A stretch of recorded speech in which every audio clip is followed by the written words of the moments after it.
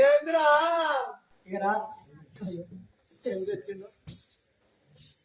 సంబంధాలు వస్తాయి వచ్చాడు మంది వస్తారు ₹1,00,00,000 ఇస్తానంటారు కానీ 3 కోట్లు ఇవ్వమన్నా ఏంద్రా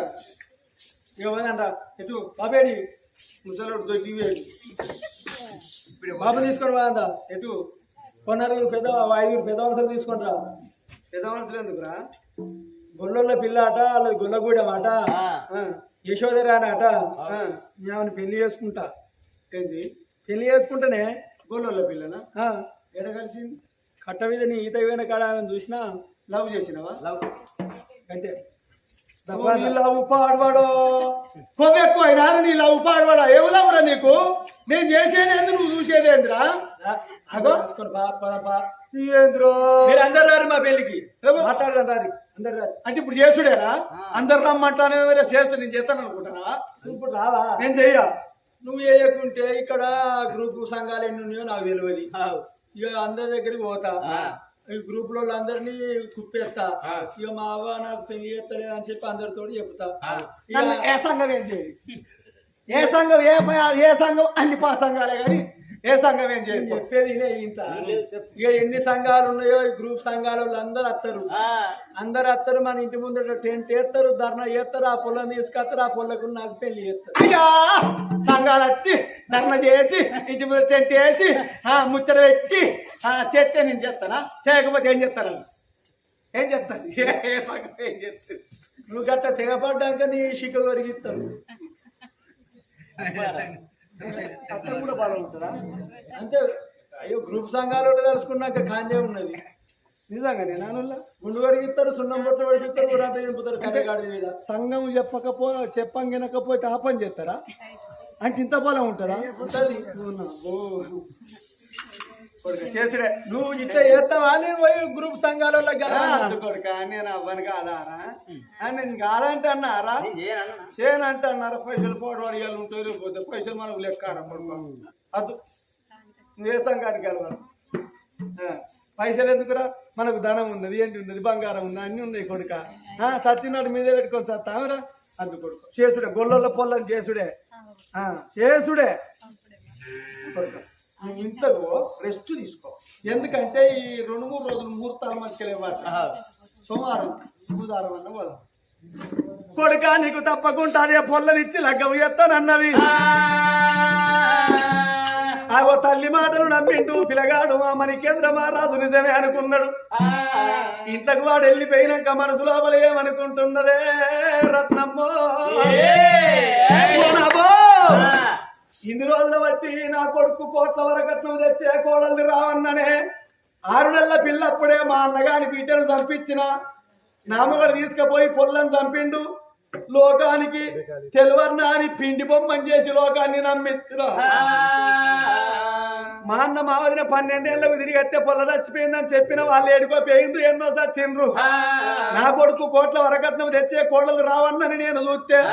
నా కొడుకు పోయి గొల్లొల్ల పిల్లలు ప్రేమిస్తారు ఆ గొల్లొల్ల వరకట్నం ఇస్తారు 5 పిల్ల తల్లి మేకలను 5 పిల్ల తల్లి గుర్రను తోలుతారు ఓ గొల్లొల్ల పోరి నా ఇంట్లో అడుగు పెడతదా ఏది ఎట్లయినా మంచిదే నా కొడుకు తెలియకుండా ఈ గొల్లొల్ల పోరి ప్రాణం తీపిస్తాను అనుకున్నది పాపగారి రత్నమ్మ నా కొడుకు తెలియకుండా గొల్లొల్ల పొల్ల ప్రాణం తీపిస్తానని మనసులో పెట్టుకున్నది ఇక 50,000 పట్టుకొని కటికొల్లవాడ కత్తదో తందాన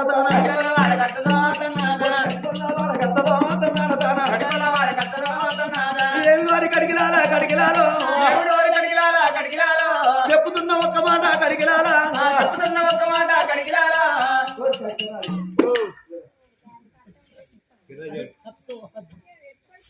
ఏంట్రా గిట వచ్చినావు మీరు కడిగే పని చెప్తారు అప్పుడు వేసేది కానీ ఇప్పుడు చికెన్ సెంటర్ మటన్ సెంటర్ 50,000 ఇస్తాను 50,000 తీసుకో కావేరి కట్ట మీద నాట గొల్లుల పొల్లట దాని పేరు యశోధర అన్నట నా కొడుకును లవ్ చేసిందట దాన్ని చేసుకుంటానని చెప్పి నా కొడుకు మాకు పట్టుబడతాడు లేకపోతే అవ నేను లేచిపోతానంటాడు నా కొడుకు తెలియవద్దు ఇది ఎవ్వరికి తెలియదు నీకే తెలియాలి నాకే తెలియాలి 50,000 కాదు ఇంకా 50,000 అయిన ఇస్తా కావేరి కట్ట మీద మైసమ్మ గుడి కాడ మరి చెట్టు నీడకు నా కొడుకు కొరకు కావాలి కదట మీరు దాని దగ్గరికి పోయి దండరెట్టలు కట్టుకొని కొరకొర గుంజుకపోయి కత్తి కొత్తల బండకాడ కనకలమ్మ గుడి కాడ కరకర కరకర గొంతులు కోసి దాని పానంది పొల ప్రాణది అంటారు ఎవరికో నీ పైసలు పట్టుకో 50,000 మాకు నాకు ఎందుకు మేము సంపుడు బంద్ చేసినాం అవు అంటే అస్సలే అదే పొల్లని చంపరా సంపం నేను ఎవరు నేను దోషానికి నా మొగడు ఏం చేస్తాడు మీ మొగడి రాజ్యం వెళ్తాడు రాజే కదా రాజు భార్య నేను రత్నమ్మ దొరసాన్నే కదా దొరసానిదే నా మొగన్ దగ్గరికి పోతా కటిక రాజుగారు నన్ను గుంజిండని చెప్తా గుంజిండాలి ఎన్ని చూస్తావు 1 రాదు 2 రాదు 3 రాదు కాదే గుంజిందని చెప్పవాలి నన్ను ఇక్కిండని చెప్తా అది సంప్రతి నన్ను రేపు చేసిండని చెప్తా రేపు రాకపోతే సంప్రతి ఎవరి పెళ్లి పెడాకులైతే పప్పన్నం దొరికింది మాకు 10,000 గడ్డి కాడుపున పోతేంది వడ్లు వాగుల పోతేంది 50,000 ఇస్తానన్నది 50,000 తీసుకుంటాం ఆ పొల్లం చంపుతామా అని ఆగో 7 కట్టుకోళ్ళు 7 కత్తులు పట్టుకొని వాళ్ళ పగ్గాలు పట్టుకొని ఆగో కట్ట మీది కత్తారమ్మ రామారామ అయ్యో కట్ట మీది కత్తారమ్మ రామారామ కట్ట వీధి కట్టెవరకల్లా కావేరి కట్ట మీద మైసమ్మ గుడి కాడ మరి చెట్టు నీడకు ఓ రాజా మణికేంద్ర మహారాజయ్యతో వనత్తవయ్యా రాజా అయ్యతో వనత్తవయ్య దాని నత్తవు నాదా నేను చూడండి నా మనసాగకపాయ నాదా ఓ నాదా నన్ను ఎట్ట చేస్తన్నవయ్యా నువ్వే భర్తవు నేనే భార్యనయ్యా అని ఎదురు సుత్తా ఉన్నారమ్మ రామారామో ఇక 7 కటిక వల్లూరా వస్తాదే బల్లమంటోనే వస్తాదే బల్లమంటోనే 7 కటికోళ్ళు ఎడగాడ అతబెట్టే అరపక్క పట్టినారు 7 కత్తూరు ఎదబట్టి అడివాల రోబేటిక చేనా అడివాల రోబేటిక చేనా వచ్చే ఆడినారా రమ్మని 7 కట్టుకోళ్ళు వచ్చేనే 7 వాళ్ళ పగ్గాలు కట్టి కొరకొర గుంజుకొని పోతుంటే 10 ఏళ్ళ పబ్బది పడుతున్నది 5 ఏళ్ళ ఆరతి పడుతున్నది 5 ఏళ్ళ నేను ఏం తప్పు చేసిన ఏ నేరం చేసిన ఓ నాయన్నా నన్ను ఏడి తీసుకుపోతాను నాయన్నా నేనేం పాపం చేసిన నాయన్నా అని ఆ పిల్ల చూడు కటికొల్ల కాళ్ళు పట్టుకుంటే 7 కటికొల్లు ఏమన్నారు వసే ఆడిదాను రత్నకర మహారాజంటే ఆ రాజ్యానికి రాజు రత్నమ్మ గన్న కొడుకు మడవంటి కనుక పిల్లగాడు మనకి కేంద్ర మహారాజు అది ధనవంతులని చూసిన వారే ముండా నీకెట్ల బుద్ధి లేదు ఎట్ల జ్ఞానం లేదు వాడిని ప్రేమలో దించుకుంటే అన్ని లగ్గం ఆడితే బతికున్నన్ని రోజులు సుఖ సంతోషాలతోటి బతకచ్చునా అని ప్రేమని ప్రేమకు లొంగ తీసుకున్నవాట నీ ప్రాణం తీసుకురమ్మని రత్నమ్మ చెప్పింది ఇక నీ ప్రాణం తీయక తప్పది రమ్మని గొర గుంజుకోని వాళ్ళు 7 కట్టుకోళ్ళు గుంజుకపోతుంటే అయ్యలాల మీకు దండం పెడతా ఆయన నన్ను లగ్గం చేసుకోకుండా మంచిదే నన్ను వదిలిపెట్టుంది నా గుడిసెగాడికి నేను పోతా నా పానము నిత్తే నా తల్లి బతకది నా నాయన బతకడు నా కన్న లేరు తమ్ముడు లేరు అక్కడ లేరు చెల్లెలు లేరు అయ్యలారు నాకు నన్ను మోసం చేసిండు ఆ రాజు వాళ్ళవ్వతోటి చెప్పి నన్ను గిట్ల చేస్తాడని నాకు తెలియకపాయే నన్ను వదిలిపెట్టు అని కాళ్ళెల్ల పట్టుకుంటే చూడు కనికరువు లేని ఆ కటికోళ్ళు అగో తంతాన్రు గుద్దుతాన్రు 5 బుక్కల పచ్చి రక్తం కక్కుతున్నది యశోధర అని గొరగొర గుంజుకొని కత్తిపోతల బండకానికి వచ్చిండ్రయ్యా ఓ లోకులారా కత్తికోతల బండకాడికి వచ్చి వసే యశోధర అని తలుసుకోయి నీ తల్లిదండ్రుల్లా అని ఆ బండ మీద మొద్దు మీద తలబెట్టిండ్రు గోవిందాని కడకాలి మీదికి లేవనెత్తంగా శంకరుడు కళ్ళతోడు పార్వతి కళ్ళతోడు చూసానా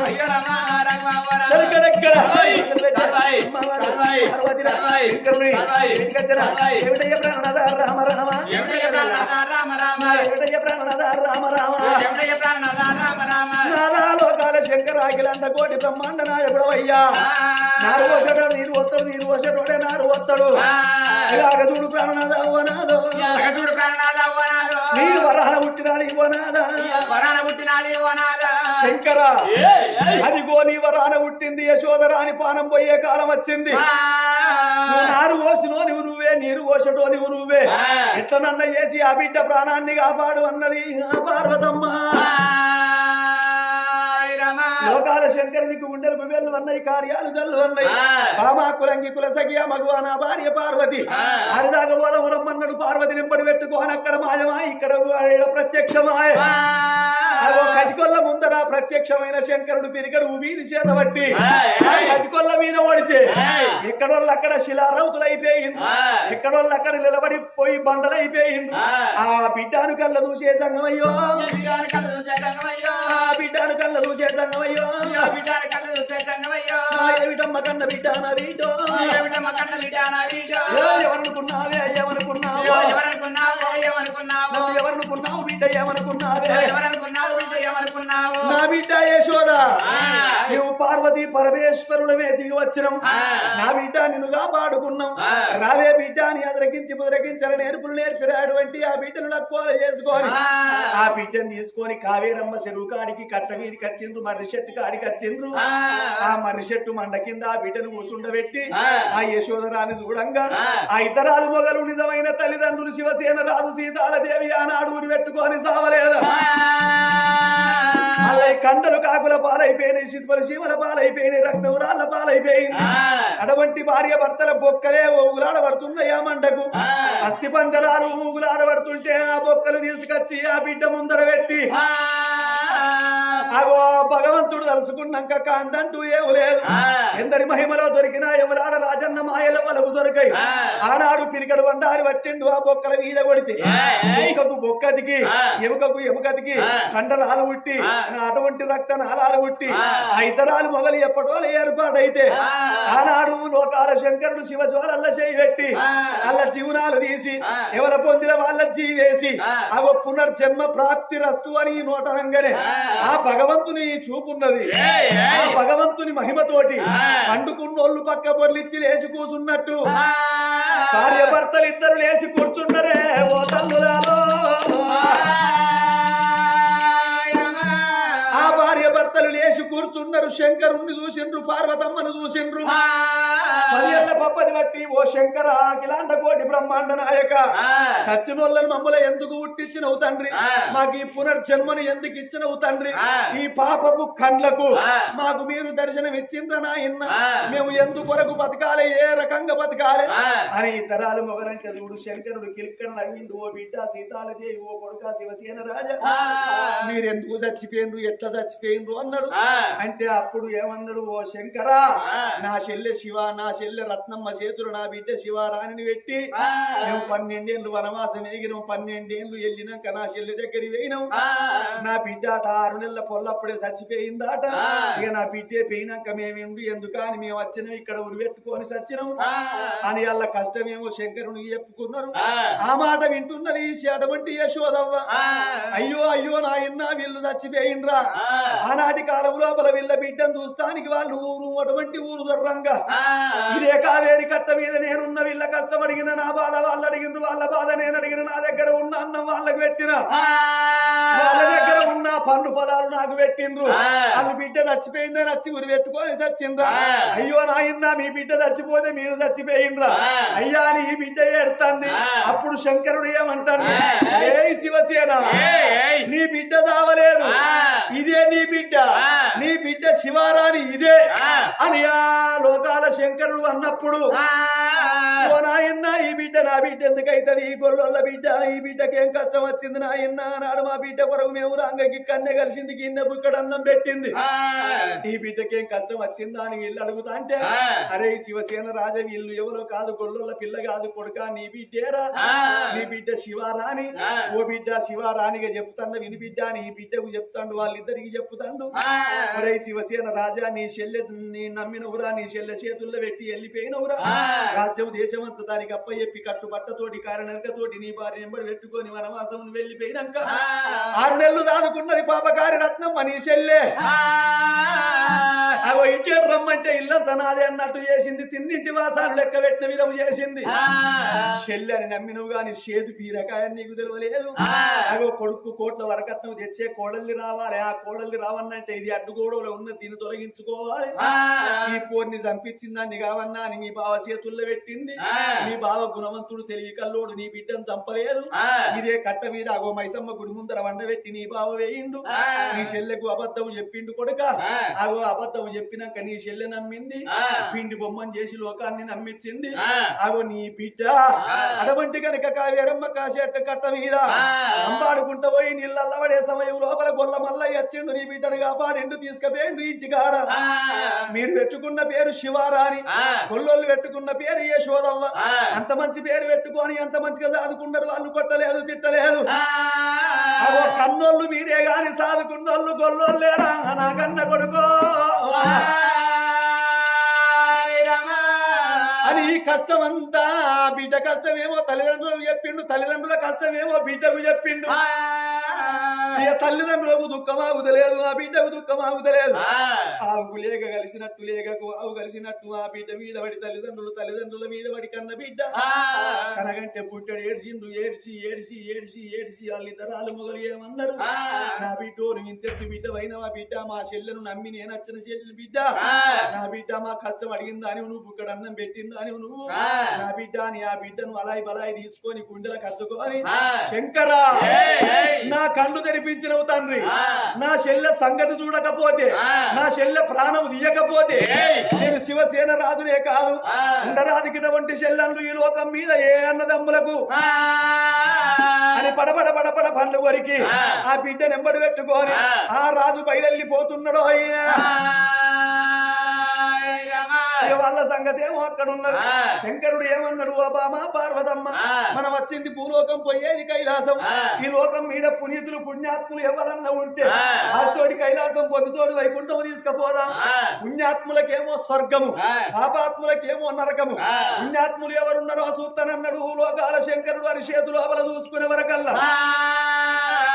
ఇప్పలపల్లె గ్రామాన అటువంటి జిల్లాల వారి ఇళ్ళల్లా తల్లి ఎల్లవ్వ గండ్ల పడ్డది నా బిడ్డ ఎల్లవ్వ త్రిమూర్తులటువంటి ముగ్గురు కొడుకుల గన్న తల్లి ఒక బిడ్డను గన్న తల్లి నా బిడ్డ నీ బాకి తీరింది నీ రుణము తీరింది బిడ్డ నీ భర్తకు వాసి నీ కొడుకులకు వాసి నీ కోడళ్లకు వాసి నీ బిడ్డ నీ అల్లుడు నీ మనవలు మనవరాళ్ళకు వాసి బిడ్డ నువ్వు కాస్తోడి కైలాసం పొందుతోడి వైకుంఠం పోయేదున్నది అమ్మాని ఆత్మగల్ల జిల్లాల ఎల్లవ్వను పూల రథం మీద కూర్చుండబెట్టుకొని ఆగో శంకరుడు ఆనాడు కాస్తోడి కైలాసం పొందుతోడి వైకుంఠం తీసుకుపోయిండు ఆ శంకరుడు ఎంతటి పుణ్యాత్ములకైతే స్వర్గము ఏ జన్మ లోపల ఏ పుణ్యం చేసుకున్నదో ఎల్లవ్వ శంకరుడు పార్వతే తీసుకుపోయిండు కైలాసము లోపల శంకరుడి పాదాల కాడ అమర జ్యోతి వెలిగింది ఆ తల్లి జీవి ఆ తల్లి సంగతి ఎక్కడున్నది అగో బిడ్డ నెంబర్ పెట్టుకొని భార్యను తీసుకొని ఆ రాజు వెళ్ళేదా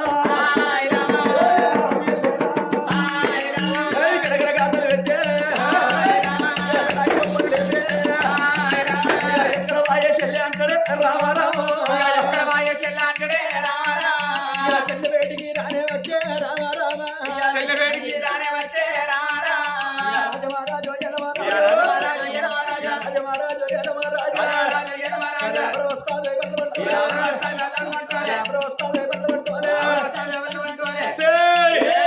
రత్నమ్మ నేను బతకనియనే చెల్లె రత్నమ్మ అయ్యో అన్న మీరు ఎప్పుడు వచ్చిర్రే నా బిడ్డేదే ఇప్పుడు నైట్ డ్రెస్ వేసి శూన్యత్తాను ముసల్తాను నువ్వు అన్నేస్తావు కానీ నా బిడ్డ నువ్వు ఎందుకు పంపించినవే ఎవరన్నారే ఏ నా సమితి అన్నది నీతోటి 6 నెలలు ఆడుకున్నావు 6 నెలల నాటికి నా బావ చేతులు పెట్టిన బుద్ధిమంతుడు నా బావ కావేరి చెరువు కట్ట కాడ మైసమ్మ గుడి కాడ వేస్తే ఆ గొల్లలకు దొరికింది నీ కొడుకు మణికేంద్ర మహారాజు పెళ్లి వేసుకుంటానన్నందుకు కటికొల్ల చేతులు పెట్టిస్తావే యశోదరాని ఎవరనుకున్నవే నా బిడ్డ గారనుకున్నవా ముసలి చేతులు పెడితే సంస్కారాన్ని ముసలయ ఏదో పోతావు వాళ్ళు అయిందా ఇక పొల్లం చంపకరమ్మంటే చంపలేదా కావేరి కట్ట మీద వంట ఇక నిన్ను బతకని అనాని కోపంతోటి శివసేన రాదు కత్తి వచ్చిండే చెల్ల ప్రాణం ఇత్తనాది కత్తెప్పుడు వచ్చిండు అప్పుడు అన్నడాట ఈ రట్టకల రాదు బామర్ది శివసేన రాజా అది పాపాత్మురాలయ్యింది దాని ప్రాణము తీసి నువ్వు పాపమోడి కట్టుకోకు దాని ప్రాణం నేనే ఇత్తనా అని రట్టకలవారాదు రత్నమను అందుకున్నాడు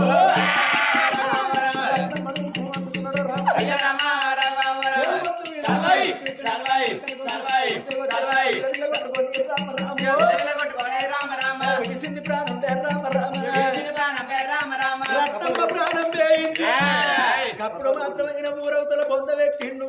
11 రోజుల నాడు పండుగ చేసిండు అల్లుడా మణికేంద్ర రాజా నువ్వు బుద్ధిమంతునివే ఓ బాగా రట్టకలవా రాజా నువ్వు బుద్ధిమంతునివే నీకు అపకార్యమైన ఇంట్లో శుభకార్యం జరగాలి పెళ్లి చేస్తాను అని అన్నాడు కానీ యశోదరాని ఏమన్నది ఓ నానా శివసేన రాజా నా తల్లి సీతాలదేవి కన్నోళ్ళు మీరైనా సాదినోళ్ళు గొల్లొళ్ళు వాళ్ళ కొడుకునైనా నేనే బిడ్డనైనా నేనే నేనున్న కాడ వాళ్ళు ఉండాలి వాళ్ళున్న కాడ నేను ఉండాలి నేను మాత్రమే తీసుకొత్తనాని గొల్లగూడెం వెళ్ళి వచ్చింది నానా మల్లయ్య అమ్మ మల్లవ్వ బిడ్డ యశోదమ్మ ఎటువేనవే అంటే నానా ఈ జరిగిన కథ అంతా నాకు తెలుసు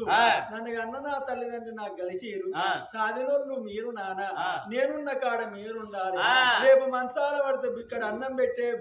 బిడ్డను నేనే మీరు మరి ఏనాడు గనక మరణమైపోతే